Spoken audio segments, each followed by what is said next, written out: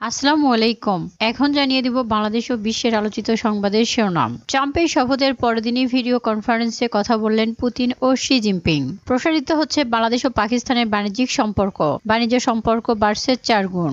গত আগস্টে বাংলাদেশের সাবেক প্রধানমন্ত্রী শেখ হাসিনার ক্ষমতাচ্যুতির পর পাকিস্তানের সঙ্গে সম্পর্কের বরফ গলতে শুরু করেছে বাংলাদেশের। এরপর জোরদার হয়েছে দেশটির সঙ্গে বাংলাদেশের বাণিজ্যিক সম্পর্ক। ফলে আগামী 1 বছরে দুদেশের মধ্যে 3 গুণ বেড়ে বাণিজ্যিক সম্পর্ক $300 কোটি পৌঁছাতে পারে, যা বর্তমান সময়ের চেয়ে 4 গুণ। শপথ নিয়ে 4 জনকে চাকরিচ্যুত করে হাজারো কর্মকর্তাকে বরখাস্তের হুমকি দিলেন ডোনাল্ড ট্রাম্প। যুক্তরাষ্ট্রের 47তম প্রেসিডেন্ট হিসেবে শপথ নিয়েছেন ডোনাল্ড ট্রাম্প। এরপর তিনি সরকারের 4 জন জ্যেষ্ঠ কর্মকর্তাকে চাকরিচ্যুত করেছেন। শপথ গ্রহণের প্রথম দিনে 4 জ্যেষ্ঠ কর্মকর্তাকে প্রশাসন থেকে বিদায় দিয়েছেন ডোনাল্ড ট্রাম্প। বরখাস্ত হওয়া 4 কর্মকর্তা হলেন খেলাধুলার স্বাস্থ্য সবলতা পুষ্টি বিষয়ক পরিষদের Jose Andres, Wilson center for স্কলারসের ব্রায়ান হুক, রপ্তানি বিষয়ক পরিষদের কেইশা ল্যান্স বটমন ও জাতীয় অবকাঠামো উপদেষ্টা পরিষদের কর্মকর্তা মার্ক মিল। তাৎক্ষণিকভাবে এ সমস্ত কর্মকর্তাকে বরখাস্তের আদেশ দেন তিনি। এদিকে শপথ গ্রহণের পর ট্রাম্পের বড় সিদ্ধান্ত, বিশ্ব স্বাস্থ্য সংস্থা থেকে যুক্তরাষ্ট্রের সরে আসা, প্যারিস জলবায়ু চুক্তি থেকে সরে আসা,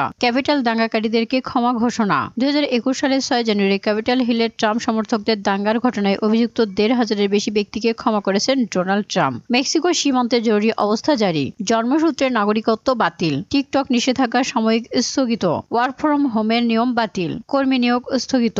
জাতীয় পর্যায়ে নতুন কর্মী নিয়োগ আপাতত বন্ধ রাখার সিদ্ধান্ত নিয়েছে ট্রাম্প। প্রেসিডেন্ট হিসেবে শপথ গ্রহণের প্রথম দিনে সিদ্ধান্তগুলো তার আগের নীতিগুলো পুনর্বহাল, নতুন দৃষ্টিভঙ্গির প্রতিফলন। তার নেওয়া পদক্ষেপগুলো যুক্তরাষ্ট্রের অভ্যন্তরীণ ও বৈশ্বিক নীতিতে উল্লেখযোগ্য প্রভাব ফেলবে বলে ধারণা করা হচ্ছে। উপহার দিয়ে জিম্মিদেরকে ছাড়লেন হামাস যোদ্ধারা। দীর্ঘ আলোচনার পর যুদ্ধবিরতি চুক্তিতে সম্মত হয়েছে ফিলিস্তিনের স্বাধীনতাকামী সংগঠন হামাস ও ইসরায়েল। এই চুক্তির অংশ হিসেবে মুক্তি পেয়েছে 3 ইসরায়েলি বেসামরিক নারী, যারা অবরুদ্ধ গাজা উপত্যকায় এতদিন বন্দী ছিলেন। বন্দির সময় প্রত্যেকের হাতে হামাস একটি উপহার ব্যাগ দিয়েছেন। এই ব্যাগে ছিল গাজা উপত্যকার একটি মানচিত্র, বন্দী অবস্থায় তাদের তোলা ছবি, একটি সনদ যেখানে বড় করে লেখা ছিল মুক্তির সিদ্ধান্ত নেওয়া হয়েছে। এদিকে গাজার ভবিষ্যৎ নিয়ে ট্রাম্পের বার্তা। যুক্তরাষ্ট্রের 47তম প্রেসিডেন্ট হিসেবে শপথ নেওয়ার পর গাজার পরিস্থিতি নিয়ে অভিমত প্রকাশ করেছেন ডোনাল্ড ট্রাম্প। হোয়াইট হাউসের সাংবাদিকদের তিনি বলেন, গাজার যুদ্ধবিরতি কতদিন টিকে থাকবে তা নিয়ে তিনি আশ্বস্ত নন, আত্মবিশ্বাসীও নন। সাংবাদিকদের প্রশ্নের জবাবে তিনি বলেন, আমি নিশ্চিত নই, এটা আমাদের যুদ্ধ নয়, তাদের যুদ্ধ।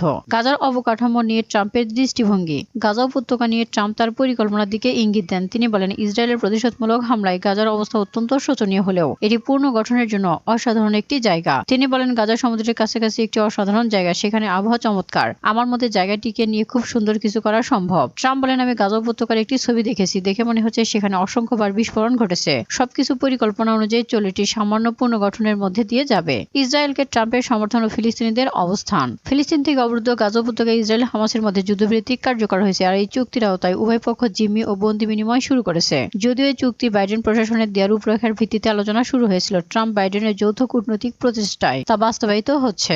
এদিকে মার্কিন নাগরিকত্ব হারাতে যাচ্ছে লক্ষ লক্ষ ভারতীয়। দ্বিতীয় মেয়াদে মার্কিন প্রেসিডেন্ট হিসেবে শপথ নিয়ে বেশ নির্বাহী আদেশে স্বাক্ষর করেছেন ডোনাল্ড ট্রাম্প, আর তার অংশ হিসেবে যুক্তরাষ্ট্র থেকে অভিবাসী বিতরণ করতে ধারাবাহিক কিছু সিদ্ধান্ত ঘোষণা করেছেন তিনি। ট্রাম্পের এই কঠোর পদক্ষেপে মার্কিন নাগরিকত্ব হারাতে যাচ্ছে লক্ষ লক্ষ ভারতীয়। জন্মসূত্রে মার্কিন নাগরিক নীতি বাতিলের কার্যক্রম শুরু করেছে এবং এই আদেশে স্বাক্ষর করেছে ডোনাল্ড ট্রাম্প। এই নির্বাহী আদেশে স্বাক্ষর করার ফলে যুক্তরাষ্ট্রে জন্মগ্রহণ করলে জন্মসূত্রে দেশটির আর নাগরিকত্ব পাবে না। এদিকে ভারত থেকে এলো 5,750 টন চাল। ভারত থেকে আমদানি করা 5,750 টন চাল বাংলাদেশে এসেছে। আন্তর্জাতিক দরপত্রের মাধ্যমে এই চাল কিনেছে খাদ্য অধিদপ্তর।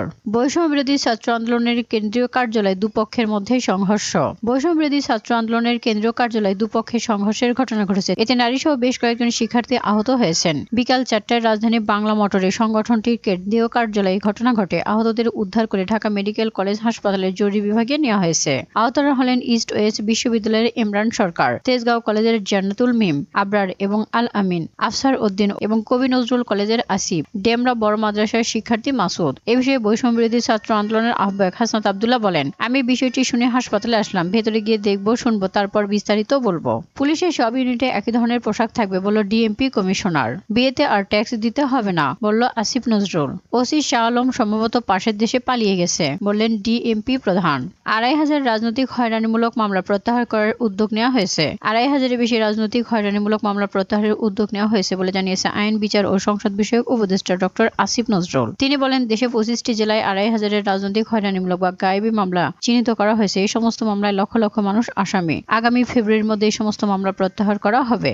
সাইবার আইনের সব ধরনের মামলা প্রত্যাহার করার সিদ্ধান্ত নিয়েছে আইন বিভাগ, বললেন ডক্টর আসিফ নজরুল। গণহত্যাকারীরা যেন নির্বাচনে অংশ নিতে না পারে, বলেন বদিউল আলম মজুমদার। তুরস্কের একটি হোটেলে অগ্নিকাণ্ডে 10 জনের প্রাণহানি হয়েছে, আহত হয়েছে আর অন্তত 32 জন। বন্দি বিনিময় চুক্তিতে 2 মার্কিনীকে মুক্তির ঘোষণা দিল তালেবান সরকার। ক্যাপিটাল হিলে দাঙ্গায় গ্রেফতার 1600 জনকে ক্ষমা করলেন ডোনাল্ড ট্রাম্প। মেক্সিকো সীমান্তে জরুরি অবস্থা জারি করলেন ডোনাল্ড ট্রাম্প। মিয়ানমারের সেনাবাহিনী ও বিদ্রোহী গোষ্ঠীর মধ্যে যুদ্ধবিরতি কার্যকর, বলল চীন।